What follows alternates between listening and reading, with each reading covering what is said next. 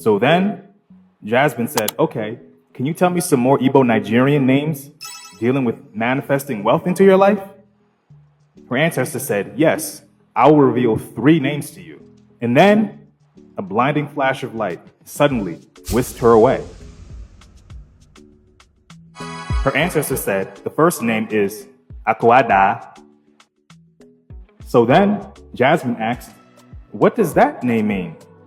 So then her ancestor responded, Ako means wealth and riches, and Ada means has fallen, as in has fallen from above and landed here fortunately for us. So together, Akwada means daughter born to bring wealth into the family. Jasmine says she likes that name a lot, but then she got a little bit more curious. She asked, if I give my